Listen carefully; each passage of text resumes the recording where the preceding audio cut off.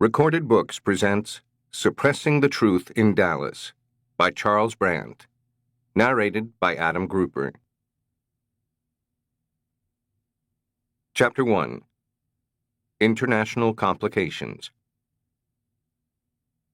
On November 22, 1963, President John F. Kennedy's last breath was extinguished by a sniper's bullet in Dallas, Texas. Hidden from public view were the international complications behind the scenes. Less than one day after assuming office, the new president, Lyndon Johnson, secretly began tape-recording telephone calls he made to government officials from the White House. One of his first calls was to prominent Republican Senator Everett Dirksen of Illinois.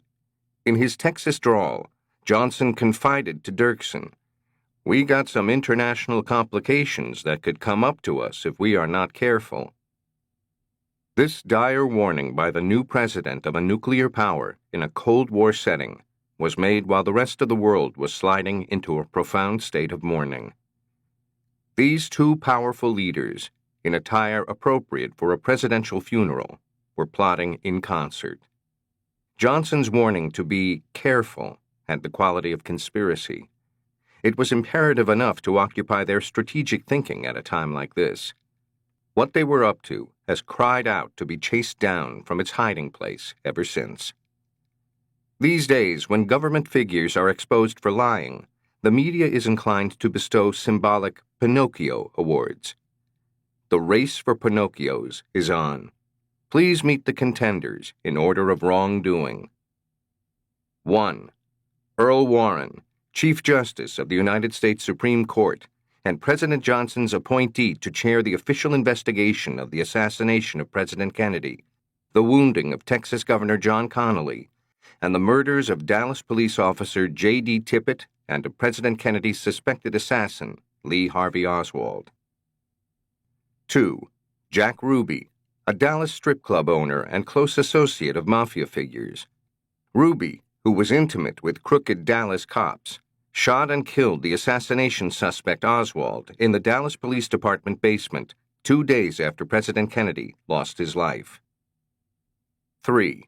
Melvin Belli was a prominent West Coast mafia-connected trial lawyer. 3 days after Ruby killed Oswald at the police station, Belli arrived in Dallas to take over with a secret legal plan to silence Ruby, who had just silenced Oswald. Whenever he won a case, Belli fired a loud cannon blast on the roof of his San Francisco office building. 4.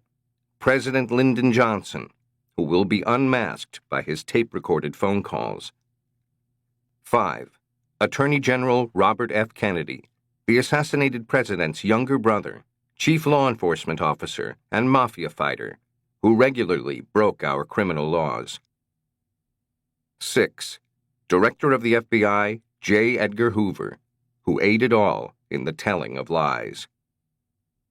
Looking back, it seems that every move I made in my life drew me closer to someday unlocking the secrets of Dallas.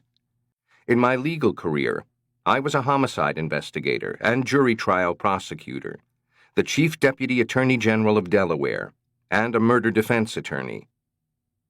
Along the way, I taught interrogation to police and wrote articles and a book about interrogation, The Right to Remain Silent. In retirement, by the time I chose to tackle the secret mysteries of Dallas, I had handled over 56 homicide cases during the crime wave of the 1970s and 1980s. Dallas was to become for me the only intentionally unsolved homicide I had ever seen. In taking on the challenges of this audiobook, I knew what I was up against, and I knew that nearly everyone I was trying to reach would have a preconceived theory or opinion based on thousands of sources. And now, with your permission. Chapter 2. The Elevator Conspiracy. To keep listening to this audiobook, I've left you a link in the description so you can do it, at no cost thanks to Audible's 30-day free trial.